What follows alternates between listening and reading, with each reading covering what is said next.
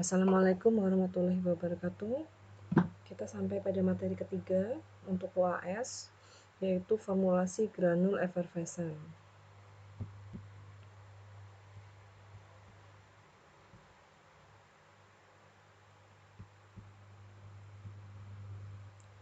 Nah, pada metode pembuatan granul effervescent itu dikenal ada 3 metode, ya. Pertama, metode dengan pemanasan. Kedua, metode dengan granulasi basah dengan cairan yang non-reaktif. Ketiga, dengan metode granulasi basah dengan cairan reaktif.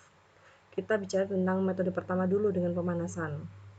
Jadi, caranya bagaimana membuat granulnya atau membuat granulnya dengan membebaskan air kristal dari asam sitrat hidrat agar memberikan efek kelembapan, ya.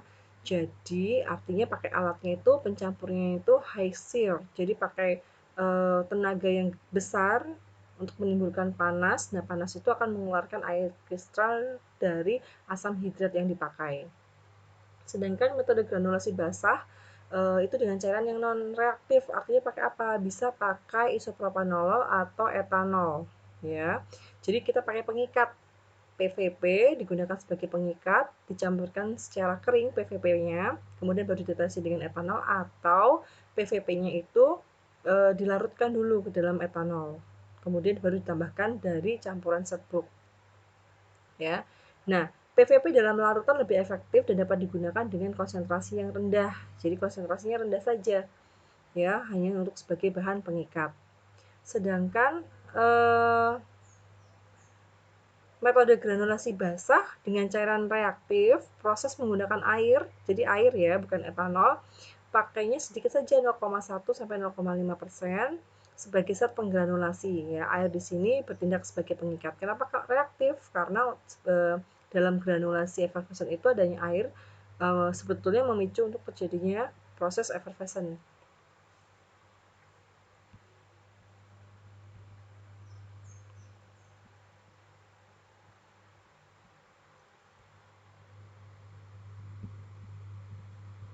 Nah, metode yang terakhir adalah metode kering atau fusion, ya, metode kering atau fusion. Nah, di sini molekul air dalam asam sitrat bertindak sebagai pengikat untuk campuran serbuk, ya. Nah, syaratnya apa?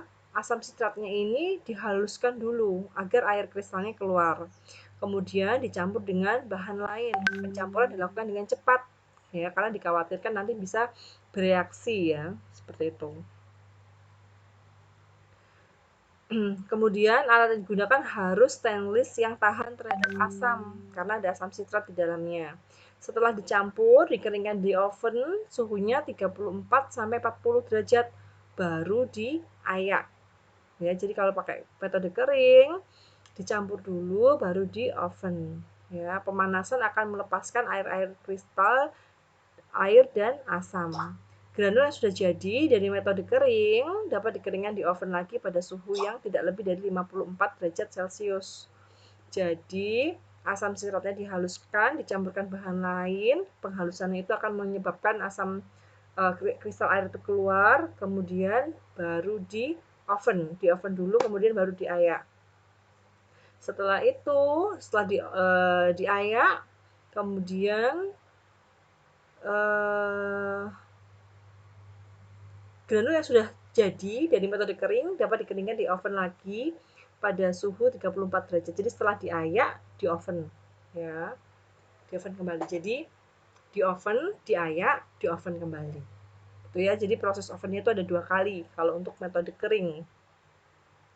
Kemudian di sini pemakaian natrium bikarbonat itu titik lelehnya adalah 70 derajat Celcius, ya, sehingga perlu dipertimbangkan suhu pengeringan. Jadi tetap sama ya metode fusion di sini. Jadi adanya natrium bikarbonat ini hati-hati untuk memanaskannya karena dia tidak tahan atau titik lelehnya pada suhu 70 derajat. Jadi kalau Anda membuat effervescent kemudian natrium bikarbonatnya itu Anda panaskan suhunya mendekati 70 derajat, takutnya dia malah menjadi mencair, tidak jadi.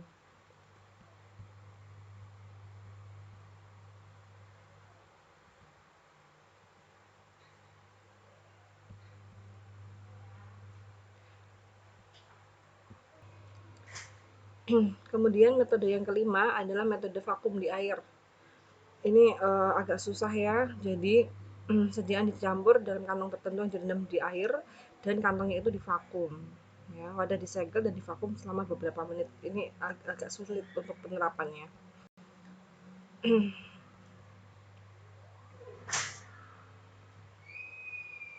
Nah, kondisi khusus apa yang harus diperhatikan? Yaitu ketika kita memformulasi suatu sediaan effervescent, kelembapan relatif dari lingkungan itu harus dibuat rendah, ya, dan suhunya itu dingin. Ya, pada proses pembuatannya itu kelembapan relatifnya rendah dan suhunya dingin, ya, karena suhu dingin itu lebih uap airnya atau kelembapannya juga lebih rendah, ya. Untuk apa? Kenapa kok perlu suhu dingin? Untuk mencegah penarikan kelembapan dari udara, ya, yang menyebabkan granul itu mudah menjadi lengket, ya. Sedemikian rupa dibuat kondisinya itu sekering mungkin, ya. Perlu ruangan dengan kelembapan relatif humidity 25% dan pada suhu ruangan yang suhu ruang yang 25 derajat Celcius. Ya, jadi proses pembuatannya suhu dingin sampai suhu hanya 25 derajat Celcius saja.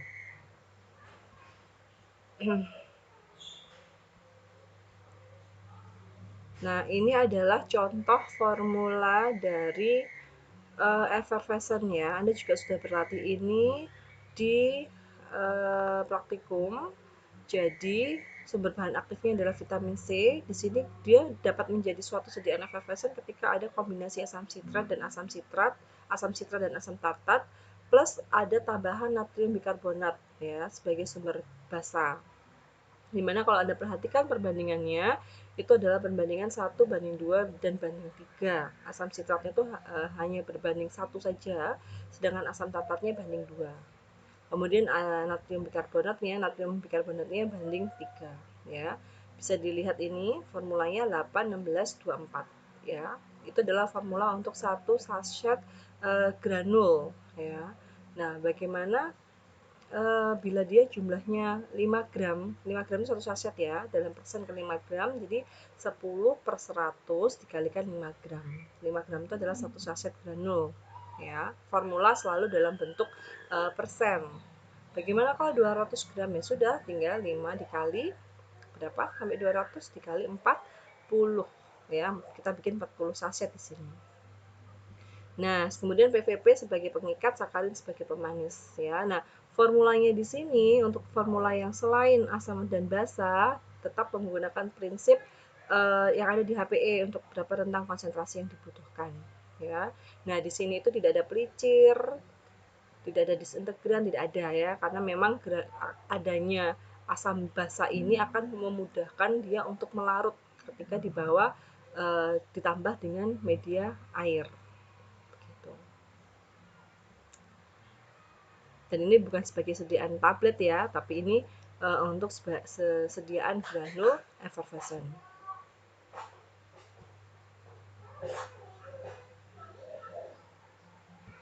Nah, kemudian ini cara untuk membuat granulasi ya, bila cara basah, artinya di metode granulasi basah ada cara menambahkan bahan pengikat, baik secara kering maupun secara basah.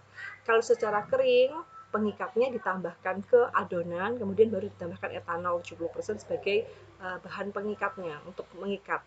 Tapi kalau misalkan cara basah, pengikatnya ini dilarutkan dulu pada pembawa. Ya. Pembuatan masing-masing granul asam dan granul karbonat lalu dicampur. Nah, artinya apa? PVP ini ya. Di slide ini kita bisa melihat bahwa baik pada campuran di asam maupun campuran di basa masing-masing ada pengikatannya sendiri-sendiri karena prinsip dari pembuatan granul effervescent ini kita menyiapkan sendiri-sendiri terlebih dahulu komponen asam dan komponen basa menjadi suatu granul. Nah, menggranulnya masing-masing komponen ini perlu PVP secara terpisah. Jadi bikin PVP-nya tetap 5%, tapi dibagi dua, separuh masuk bagian granul asam dan separuh masuk untuk pembuatan granul basa.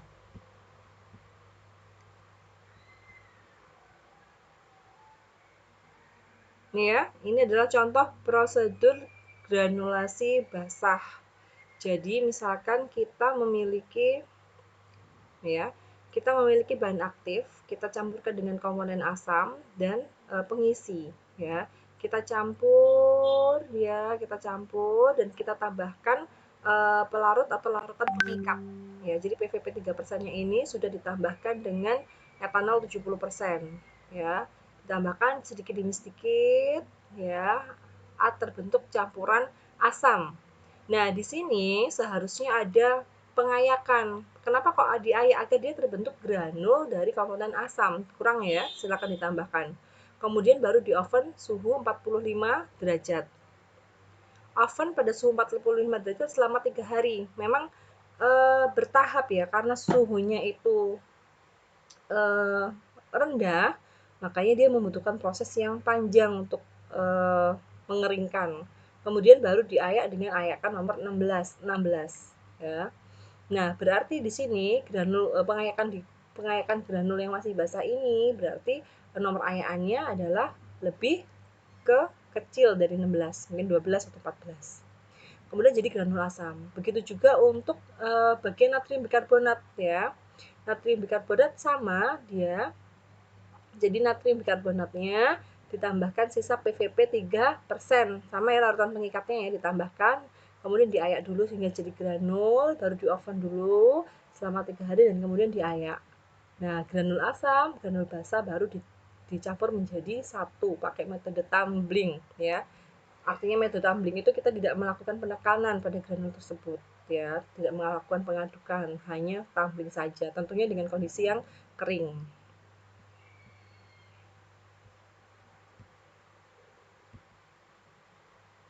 Nah, ini adalah faktor yang mempengaruhi proses. Jadi pasti ya lingkungannya harus relatif humidity-nya rendah, kemudian eh, suhunya diperhatikan, peralatannya juga, metodenya apakah mau metode fusion, metode fusion, kemudian granulasi basah, tuh bisa dipilih metodenya. Untuk personilnya yang membuat ya kalau mereka mengerti protapnya pasti bisa dikerjakan dengan baik.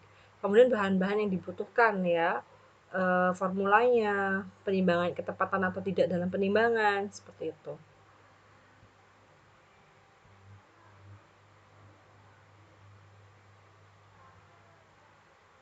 Nah, kita masuk pada proses produksi.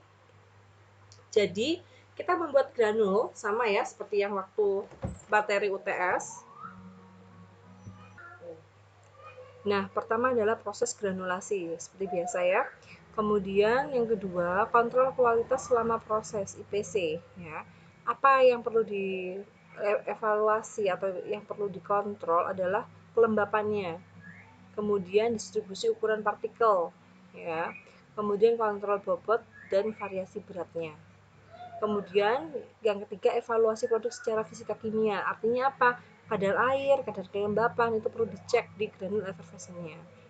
Kemudian yang keempat adalah evaluasi pada produk berbentuk serbuk atau granul, meliputi disolusi, disintegrasi, variasi bobot atau serbuk. Tetap ya. Jadi artinya meskipun dia effervescent, dia artinya kita harus bisa memastikan bahwa komponen bahan aktif dan bahan tambahan itu melalui reaksi effervescent itu bisa terlarut dengan sempurna, bisa terlarut dengan batas waktu yang sudah ditentukan pada uji disolusi. Karena uji disolusi ini sendiri ada di bab terkait dengan kelarutan dari bahan aktif ya, dan disintegrasi juga ya, seperti itu. Kemudian kontrol daerah produksi, jadi artinya lingkungan memang betul-betul harus dikontrol lebih ketat ya.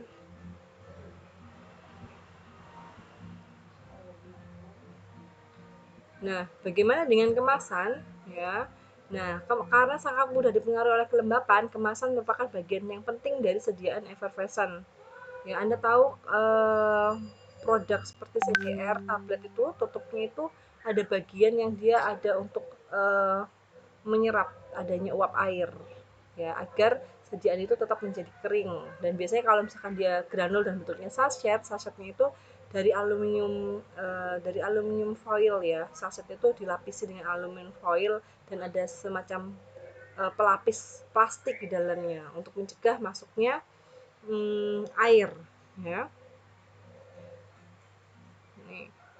Pengisian dalam kemasan dilakukan pada kondisi kelembapan yang rendah pasti ya, karena kondisinya semua harus dalam kondisi yang kering.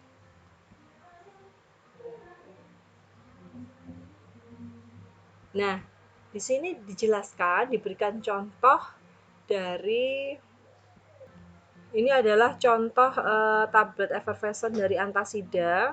Jadi di dalamnya, nah contohnya adalah tablet Antasida effervescent, di mana formulanya adalah asam sitrat anhidrat, natrium bikarbonat, bentuk granul dan bentuk serbuk ya. Tablet Antasida effervescent ini pembawanya ya. Nah, caranya adalah campur sepenuhnya asam hidrat anhidrat dan natrium bikarbonat granul dan perasa sitron di dalam suatu mixer ya. Kemudian dengan cepat ditambahkan air suling agar terbentuk suatu massa ya. Kemudian di granulator agar terbentuk granul ya. Pada pengayak yang ukurannya 10 mes ya, cukup besar lubangnya. Kemudian disebarkan granul secara merata pada nampan yang telah dilapisi kertas foil, dikeringkan pada suhu 70 derajat Celcius selama 2 jam. Angkat dari oven dan didinginkan, kemudian diregranulasi dengan pengayak yang ukurannya 18 mes. Ya, pengayak 18 mes itu lubangnya lebih kecil dibandingkan dengan 10 mes. Kemudian tempatkan granul dalam satu tumbler blender dan tambahkan natrium bikarbonat dalam bentuk serbuk. Ya, dicampur, kemudian dikempa tabletnya dan kemudian bermuka datar dan berisi masing-masing bobot 3,1 gram. Oke. Alat pengempanya juga yang datar ya. Tidak ada motif.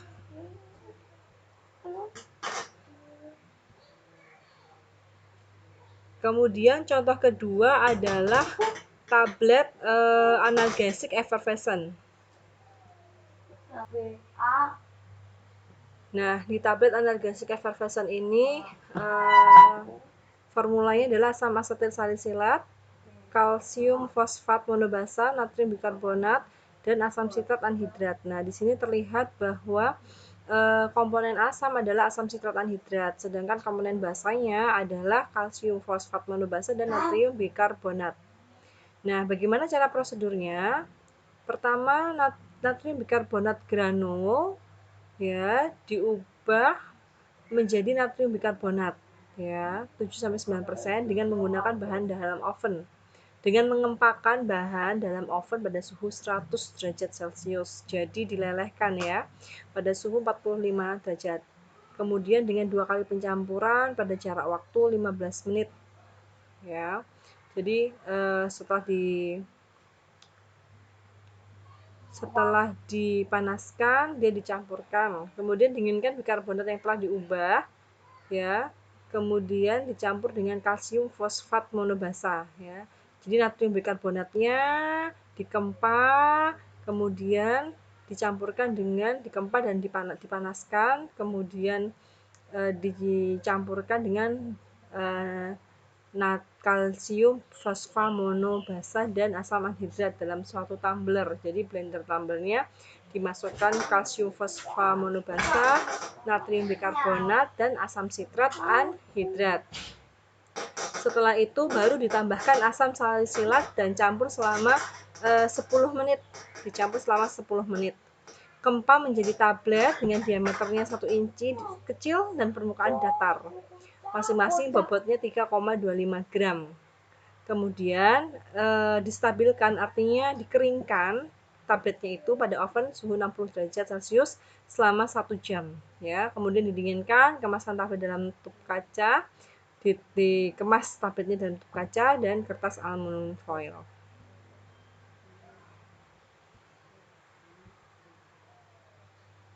Nah, ada lagi contoh adalah tablet pembersih gigi palsu ya. Caranya itu ada kalsium monoperosulfat, asam sitrat anhidrat, natrium bikarbonat. Ya, dari sini Anda sudah tahu ya mana-mana saja sebagai sumber asam dan mana-mana saja sebagai sumber basa. Nah, karena dia dibentuk dalam bentuk tablet, berarti dia juga ada pengikat di dalamnya ya, pasti ya. Prosedurnya bagaimana? Dicampur natrium bikarbonat granul, natrium NaCl, natrium perborat, Na sulfat dan polyvinyl pyrrolidon dalam suatu mixer ya. Kemudian didistribusikan natrium lauryl sulfat dan minyak permen dalam campuran granul kering yang sudah diayak. Dan tambahkan pada tumbler blender, campur menyeluruh campuran sampai massa basah secara merata. Nih ya, kemudian di dalam granul kering, ke dalam granul kering ditambahkan Na lauryl sulfat dan minyak permen. Kemudian dikeringkan dalam nampan sampai tebalnya 1 inci, kemudian dikeringkan di oven 70 derajat selama 16 jam, cukup lama ya. Kemudian lewatkan granul kering pada pengayak diayak kembali 18 mes menggunakan granulator oscillating granulator yang dia bisa memecahkan. Kemudian campuran natrium bikarbonat dan natrium klorida dalam tumbler ditambahkan kembali sama campuran natrium bikarbonat dan natrium klorida. Kemudian tambahkan 1500 granul kering yang telah diayak dan diaduk. Kemudian dikempa dan dikemas.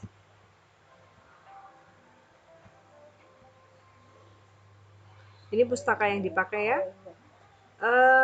Demikian untuk materi kuliah formulasi granul efervescent. Ketiga contoh sediaan terakhir itu hanya untuk menjadi referensi bahwa contoh-contoh sediaan granul efervescent bisa jadi berbeda ya, dan cara pembuatannya pun juga bisa jadi berbeda. Demikian untuk kuisnya menyusul ya akan saya berikan. Terima kasih. Assalamualaikum warahmatullahi wabarakatuh.